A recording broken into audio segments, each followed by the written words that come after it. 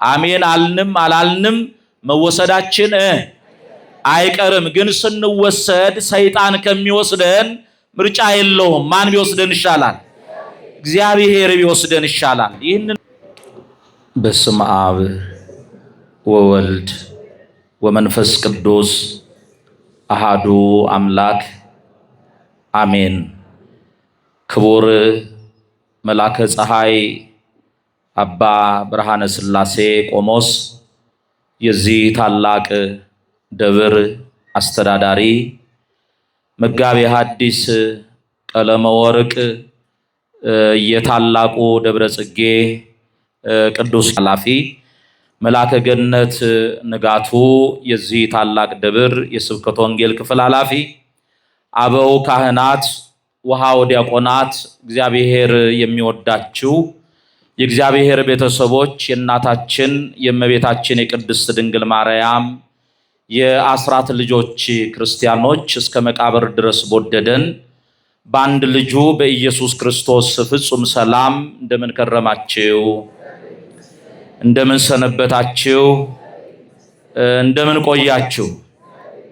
እንደ ኃጢአታችን ብዛት እንደ ሰውነታችንም ክፋት ተመልክቶ ሳያጠፋን እድሜ ለንስሐ ሰጥቶ በሕይወታችን ላይ ይችን አዲስ ቀን የጨመረልን ለምስጋና የሰበሰበን የአባቶቻችን አምላክ እግዚአብሔር ስሙ ለዘላለም የተመሰገነ ይሁን። የእናታችን የእመቤታችን የቅድስት ድንግል ማርያም አማላጅነት፣ የሰማዕቱ የቅዱስ ቂርቆስ የእናቱ የቅድስት ኢየሉጣ በረከትና ረድኤት አይለየን። እኔ ባለሁበት እናንተ ደግሞ እንድትኖሩ ዳግም እመጣለሁ፣ መጥቼም ደግሞ እወስዳችኋለሁ። የዮሐንስ ወንጌል ምዕራፍ 14 ቁጥር 3 ላይ የተጻፈ ኃይለ ቃል ነው። እንደ እግዚአብሔር አምላካችን ቅዱስ ፈቃድ ይህንን የመጽሐፍ ቅዱስ ክፍል በማንሳት በጣም አጭር ለሆነ ደቂቃ መልእክት ብቻ አስተላልፋለሁ። ለምን በሊቁ ቅድም በመጋቤ ሐዲስ የሚሰማ ካለ ለመለወጥ የተዘጋጀ ካለ በቂ የሆነ ትምህርት ተምረናል። ስለ መምህራችንም በጥሩ ቋንቋ በጥሩ አንደበት ምስክርነት ተገልጧል። ስለዚህ ጊዜ አልወስድባችሁም። እኔ ባለሁበት በልስቱ ሁላችሁም እናንተ ደግሞ እንድትኖሩ ዳግም እመጣለሁ፣ መጥቼም ደግሞ እወስዳችኋለሁ። እግዚአብሔር ይውሰደን። ሁላችሁም አሜን ብላችኋል። አንዳንድ ቦታ እግዚአብሔር ይውሰደን ስል ዝም የሚሉ ሰዎች አሉ። አሜን አልንም አላልንም መወሰዳችን አይቀርም። ግን ስንወሰድ ሰይጣን ከሚወስደን ምርጫ የለውም። ማን ቢወስደን ይሻላል? እግዚአብሔር ቢወስደን ይሻላል። ይህንን ቃል የተናገረው ጌታችንና አምላካችን መድኃኒታችን ኢየሱስ ክርስቶስ ነው። ቃሉን የተናገረው ለቅዱሳን ደቀ መዛሙርቱ ነው ለጊዜው። ለፍጻሜው ደግሞ እስከ ዓለም መጨረሻ ለሚነሱ ለእግዚአብሔር ልጆች የተነገረ ኃይለ ቃል ነው። ይህንን ቃል ከማየታችን በፊት በዚህ በሳምንት ውስጥ ያለውን የሳምንቱን ትምህርትና ትርጓሜ ቅድም በሰፊው ተመልክተናል። ያለፈው ሳምንት ሰንበት በቤተ ክርስቲያን ሥርዓት ምንድን ነው የሚባለው? አቤት ደብረ ዘይት ይባላል።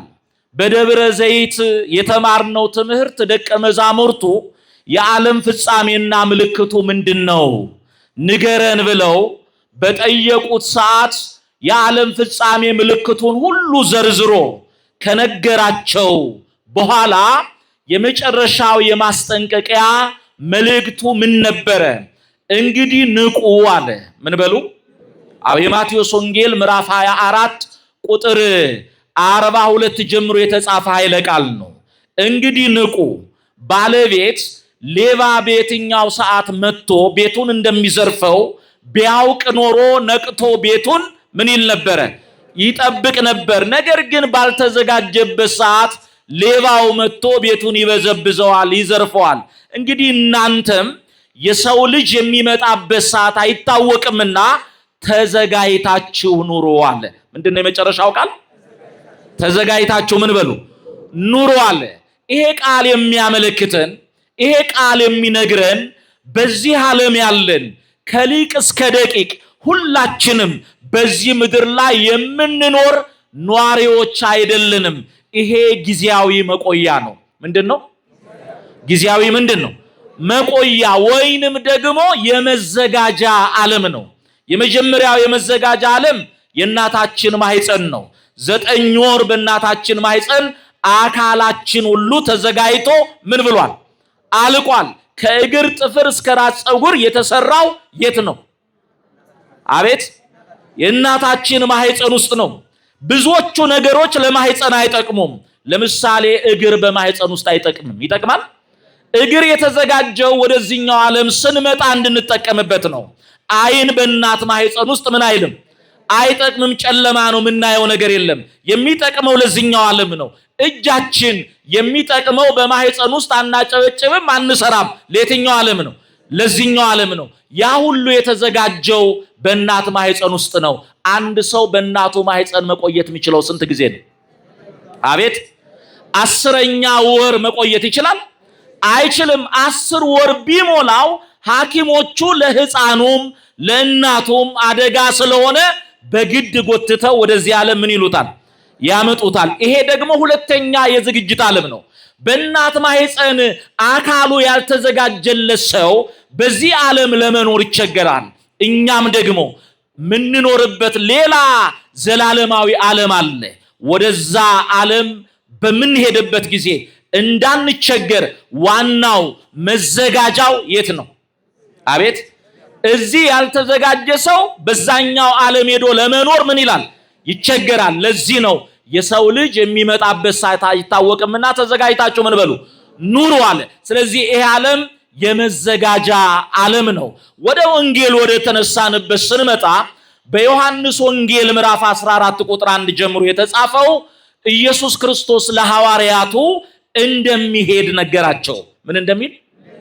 እንደሚሄድ ዋስትና ያለውን ስራቸውን ትተው የአፉን ትምህርት እየሰሙ የእጁን ታምራት እያዩ በዋለበት እየዋሉ ባደረበት እያደሩ እሱን ተስፋ አርገው ተከትለውት ነበረ።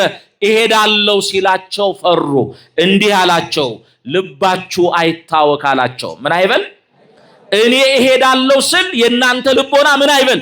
አይታወክ። ልባችሁ ምን አይበል? አይፍራ።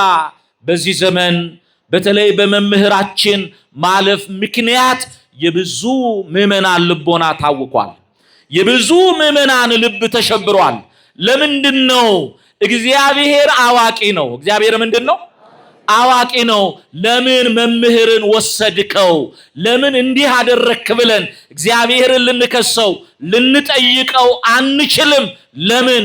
እግዚአብሔር በስራው ትክክል ነው። ምንድነው? በስራው ምንድን? እጅግ በርካታ ምዕመናን በቤተ ክርስቲያን አገልጋዮች በቤተ ክርስቲያን አባቶች ተስፋ የቆረጡበት ዘመን ነው። ምን አባት አለ የሚሉ ብዙ ሰዎች አሉ።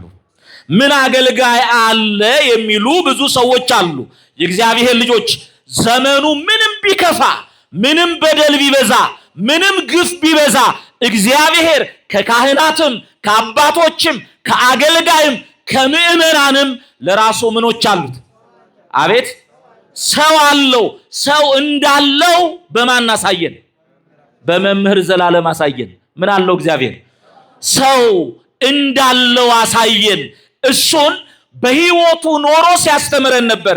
ቅድም መምህሩ በሚገባ ስለሱ የሚገባውን ነገር ዘርዝረዋል። ከመምህር ጋራ አብሮ የማገልገል እድል የገጠመኝ በ95 ዓመተ ምህረት ነው። አሁን በጓደኝነት አብረን በሀገር ውስጥም ከሀገር ውጭም ተባብረን ተመካክረን ማገልገል ከጀመርን 23 ዓመታችን ነው። እሱ 33 ዓመቱን አገልግሎ ከጀመረ አብረን ማገልገል ደግሞ ከጀመርን ስንት ዓመት ነው? 23 ዓመት ነው። በ23 ዓመት ውስጥ መምህር ዘላለምን ቅድም እንደተባለው ሁሉም የሚያውቀው ሳይፈራ ሳያፍር ዝቅ ብለው ከባቴ ከፍ ብለው ከአንገቴ ይቆርጡኛል፣ እስር ቤት ይጥሉኛል ሳይል ፍርድ ተጓደለ፣ ድሃ ተበደለ፣ ግፍ ተሰራ ብሎ እውነት ሲመሰክር ብዙዎች ያውቃሉ። አታውቁም? አዎ፣ በዚህ በቅዱስ ቂርቆስ ቤተክርስቲያን ቅድም አባታችን እንዳሉት ከ95 ዓመተ ምህረት ጀምሮ እስከ 99 ዓመተ ምህረት ድረስ እየመጣው አገለግል ነበር። በተለይ የማክሰኞ የሰራተኛውን ጉባኤ በቋሚነት አገለግል ነበር። ለዚህ መምህርን በየወሩ የቅዱስ ቂርቆስ ቀን በዚህ አውደ ምህረት ላይ እኔም ትምህርቱን ቁጭ ብዬ እየተማርኩ አውቀዋለሁ። በጎ ስራውን ግን የሚያውቅ ሰው የለም። ለምን? መልካም ስራ በስውር ስሩ ብሎ የሚያስተምረው መምህር እጅግ በርካታ ስራዎችን ይሰራ ነበረ። በገጠሪቱ ኢትዮጵያ እየሄደ ከብፁዓን አባቶች ጋር እያስተማረ በብዙ ሺህ የሚቆጠሩ አዳዲስ ተጠማቂያንን ምን ብሏል? አቤት አስጠምቋል።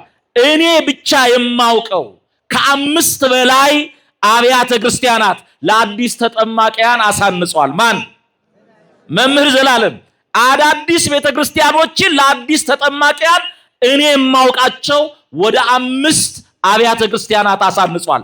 በተፈጥሮና በሰው ሰራሽ አደጋ ብዙ ችግር የደረሰባቸውን ከመንግስትም ከቤተ ክህነትም ሰዎች ቀድሞ እርዳታ የሚሰጥ ነው። የተራቡትን የሚያበላ ነው። በጣም በርካታ ወላጅ አልባ ህፃናትን ያሳድጋል። ይህን ታውቃላችሁ? ህፃናትን ምናልባት የምታውቁት የህይወት ታሪኩ ሲነበብ ነው። ነገር ግን አስተምሮ ለኮሌጅ ለዩኒቨርሲቲ ያበቃቸው ለትልቅ ደረጃ ያበቃቸው ሰዎች አሉ። ይሄንን ሁሉ ሲሰራ አንድ ቀን ስራውን በአደባባይ አውጥቶ ይሄን ሰርቻለሁ ብሎ ተናግሮ አያውቅም። ለምን? አምላኩ በኋላ በስውር የሰራውን በግልጥ እንደሚከፍለው ያምን ነበረ። እንደከፈለው ደግሞ አረጋግጠናል። አላረጋገጥንም?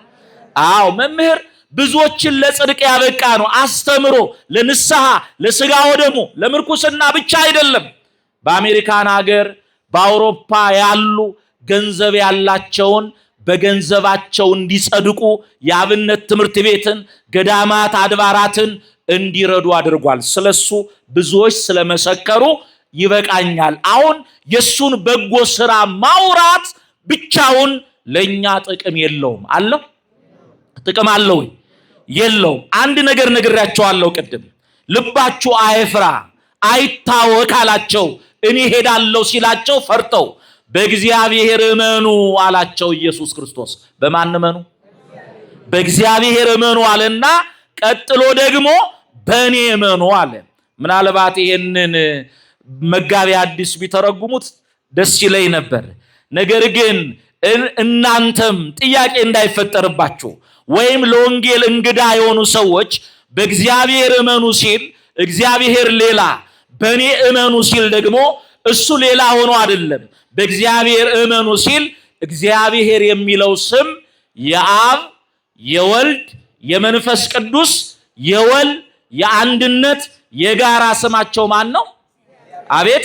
እግዚአብሔር ስንል ስለ እግዚአብሔር አብ፣ ስለ እግዚአብሔር ወልድ፣ ስለ እግዚአብሔር መንፈስ ቅዱስ እያልን ነው። በእግዚአብሔር እመኑ ማለቱ በባህሪ አባቴ በእግዚአብሔር አብ ምን በሉ እመኑ። በእግዚአብሔር እመኑ ሲል በባህሪ ሕይወቴ በእግዚአብሔር መንፈስ ቅዱስ ምን በሉ እመኑ። በእኔም ደግሞ ምን በሉ አለ እመኑ። እኔ ስፍራ አዘጋጅላችሁ ዘንድ ምን እላለሁ? እሄዳለሁ። በአባቴ ቤት ብዙ መኖሪያ አለ አለ። ያ መኖሪያ ለማን ነው የተዘጋጀው? አቤት! ለኛ ተዘጋጅቷል። ቅድም መምህሩ መክሊታቸውን ያተረፉትን ወደ ጌታ ደስታ ግባ አላቸው ብለዋል። ወደ ጌታ ደስታ የተባለው ያ መኖሪያ ነው። እኔንና እናንተን እግዚአብሔር ለዛ መኖሪያ ያብቃን። ለዛ መኖሪያ ለመብቃት አሁን የመምህርን በጎ ነገሩን ምንተርከው ከሱ ሕይወት እንድንማር ነው። ቅዱስ ጳውሎስ በዕብራውያን መልእክቱ ምዕራፍ 13 ቁጥር 7 ላይ እንዲህ ነው የሚለው፣ የእግዚአብሔርን ቃል የተናገሯቸውን ዋኖቻቸውን አስቡ። ምን በሉ? ዋኖቻቸውን ምን በሉ? ስለዚህ መምህር ዘላለም የእግዚአብሔርን ቃል የተናገረን በዘመናችን ካሉ ከዋኖቻችን መካከል አንዱ ነው። ስለዚህ ዛሬ በዚህ ደብር የታላቁን መምህር ለብዙ ዓመት ባገለገለበት ደብር ላይ መታሰቢያው እየተደረገ ነው። የእግዚአብሔርን ቃል የተናገሯቸውን ዋኖቻቸውን ምን በሉ? አስቡ። የኑሯቸውን ፍሬ እየተመለከታችሁ ቅድም መምህሩ ስለ መምህር ዘላለም የተናገሩት በዚህ ምድር የኖረውን ኑሮንና ፍሬውን ነው። እኔም የነገርኳችሁ የኖረውን ኑሮና ምኑን ነው? የተደበቀ ፍሬውን ነው። የእግዚአብሔርን ቃል የተናገሯችሁን ዋኖቻችሁን አስቡ። የኖሯቸውን ፍሬ እየተመለከታችሁ በእምነት ምን በሏቸው? ምሰሏቸው። አሁን የመምህርን ታሪክ የምንተርከው በሱ ሕይወት ተምረን አንደኛ እንደምንወሰድ እግዚአብሔር ምርጡን ሰው ወስዶ ነገ እናንተም ተረኛ ናችሁ ትወሰዳላችሁ ብሎ መወሰድ መኖሩን ምን ብሎናል ማለት ነው? አቤት አስተምሮናል። ስትወሰዱ ደግሞ ባዶአችሁን እንዳትሆኑ፣ ፍሬ አልባዎች እንዳትሆኑ፣ ከኔ ወግዱ እንዳትባሉ ከሱ ተምራችሁ እንዳቀማችሁ ቅድም እንዳቀማቸው ተሰጠነው የተባለው እንዳቀማችን በጎ ሰርተን ልናልፍ ይገባል። እግዚአብሔር ሁላችንንም ይርዳን። የእግዚአብሔር ልጆች ንስሐ ግቡ፣ ስጋውን ብሉ፣ ደሙን ጠጡ፣ ታጠቡ።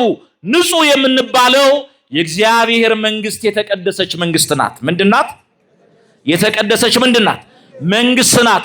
የሚገቡት ደግሞ የነጹ ሰዎች ናቸው። ስለዚህ ንስሐ ግቡ የምንባለው ቆሽሻችሁ ለቆሻሾች የማትሆን ስለሆነ ቆሽሻችሁ አትቀመጡ፣ ታጠባችሁ ተዘጋጅታችሁ ኑሩ ተብለናል። ተዘጋጅተን እንድንኖር እግዚአብሔር ይርዳን። አሁን ምን አለ? በአባቴ ቤት ብዙ መኖሪያ አለ፣ ለእናንተ በዛ ስፍራ አዘጋጅላችኋለሁ። እኔ በምኖርበት እናንተ እንድትኖሩ ዳግም እመጣለሁ። አምላካችን ምን ይላል? አቤት ይመጣል። ምን ሊያደርግ ነው የሚመጣው? እኛን ምን ሊያደርገን? ሊወስደን ይመጣል። እሱ ከመምጣቱ ከመውሰዱ በፊት ከኛ የሚጠበቀው መልካም ሰርተን እንደ መምህር ዘላለም። አሁን መምህር ዘላለም ቢመሰከርለትም እየተመሰከረለት ያለው ነገር እውነት ነው ወይስ ሐሰት? እውነት ነው። አንዳንዶች ሰዎች ሲሞቱ እኮ በውሸት ይመሰከርላቸዋል። የህይወት ታሪካቸው ሲነበብ ጨካኙን ሰውዬ እንዴት ያሉ ሩሩ ነበሩ ይባላል አይባልም? ሰውየው ቆሞ ዋሽቶ የሞተም ቀን ምን ይደረግለታል? ይዋሽለታል። ንፉግ የነበረውን ሰውዬ ቸር ነበረ፣ አጉራሽ ነበር፣ አብይ ነበር ይባላል። በውሸት እንዳይመሰከርልን ቆመን ዋሽተን ሞተን እንዳይዋሽልን ተዘጋጅተን እንድንኖር እግዚአብሔር ሁላችንን ይርዳን። ተዘጋጅቶ የኖረ ሰው በሰማይ መኖሪያ አለው። አምላኩ መጥቶ ይወስደዋል። ወስዶ ደግሞ የት ነው የሚያስገባው? ወደ ጌታው ምን ደስታ። ጨርሻለሁ። ምንድነው ያለው? ለታማኙ መክሊቱን ላተረፈው ወደ ጌታ ደስታ ምን በል ግባ ነው ያለው። በዚህ ዓለም ደስታ ወደ ልባችን ነው የሚገባው። በጎ ነገር ስናገኝ፣ ጥሩ ነገር ስናገኝ ደስታ ወደ ልባችን ምን ይላል? ይገባል። የገባው ደስታ ግን ምን አይልም፣ አይቆይም። የሆነ ሐዘንና ችግር ደግሞ ሲመጣ ደስታው ይወጣና ምንድነው የሚገባው? ሐዘን ነው የሚገባው። ወደዛ ግን እኛ ራሳችንን ወደ ደስታ ምን ገባው? እየሰማችሁ ነው? ማን? እኛ ራሳችን ወደ ደስታው